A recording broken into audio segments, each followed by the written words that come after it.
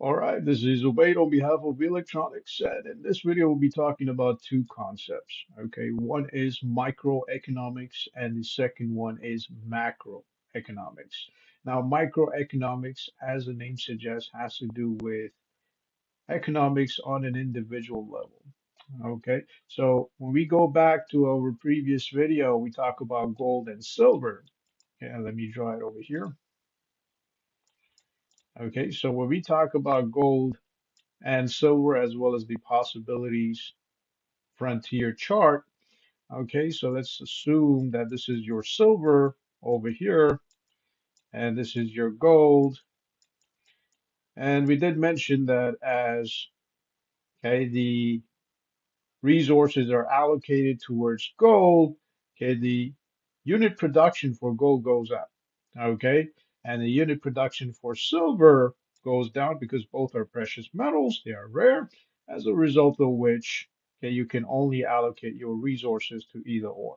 Okay, now when it comes to allocating resources and producing gold, okay, as the production goes up, okay, the prices for gold, okay, in the retail market, okay, might go down. Okay, so say for example, if you're a supplier, okay, and as you produce more of a rare metal or anything of that sort, any commodity, okay, basically what's going to happen is you're going to raise the prices as you produce more. Okay. Now, on the other side, if you have demand for this particular product, let's say gold in this case, okay, the demand will go up as the prices fall. So let's assume this is price. Okay, this is quantity. All right. So this would be quantity demanded. This would be quantity supplied. Okay, let's assume that this is demand. So as price falls down, demand goes up. Okay, as quantity of production goes up, the more you produce, okay, the more the employment output, okay, the more the supply, okay, um, the better it is for the supplier. All right. So in this case, okay, we're talking about okay, microeconomics.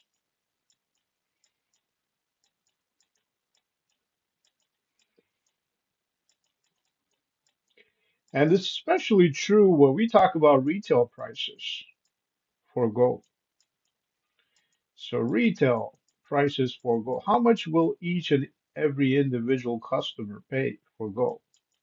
Okay, so how much will customer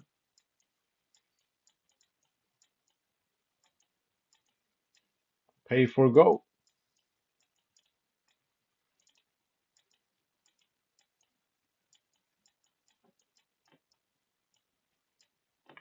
All right, now on the other side, okay, when we talk about macroeconomics, we're talking about economics on a broader scale.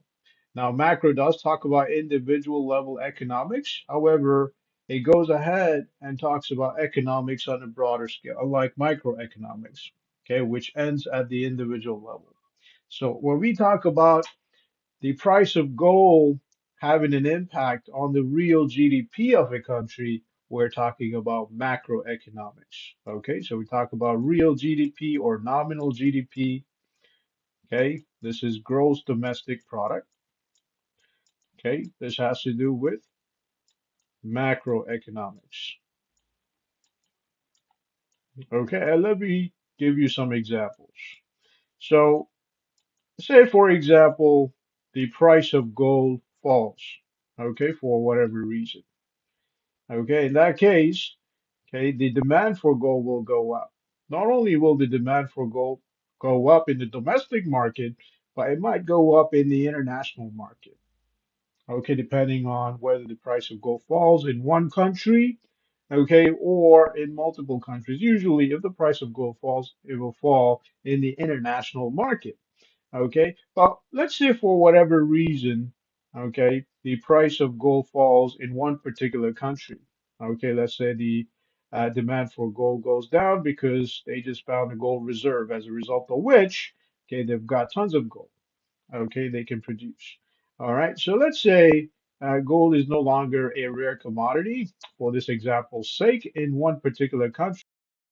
Now, in that case, if the price of gold falls down, okay, or if the currency exchange rate of that country falls for whatever reason, okay, what's going to happen is the currency exchange rate will be more attractive for foreign investors. Okay, so foreign investors will take advantage of the currency exchange rates, as a result of which, okay, your net exports will go up. Okay, so your net exports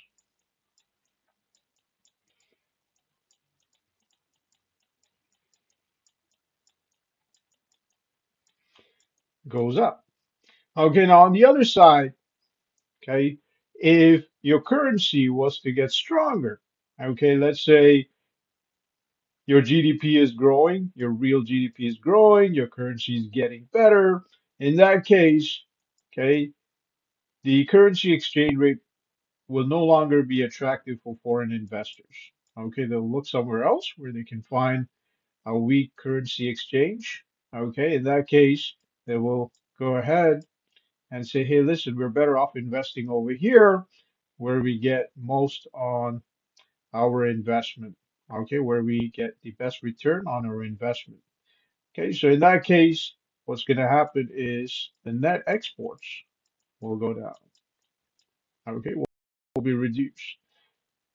All right, and obviously this will have a chain impact on the economy in general. Okay, when it comes to recession, when it comes to inflation, in this particular case, if the net export goes down, net export has to do with GDP, it has to do with aggregate demand, which we'll talk about in some other videos. Okay, however, if the net export goes down, okay, your real GDP will fall. Okay, as real GDP falls, what's going to happen? It will lead to a slow economic growth. And if it leads to a slow economic growth, we're talking about a recession.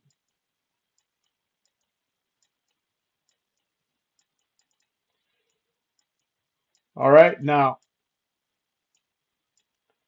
the entire process, okay, leading up to the recession is basically macroeconomics. Okay, so this is how you differentiate between micro and macroeconomics. On behalf of V Electronics, this is Obey. Have yourself a great day.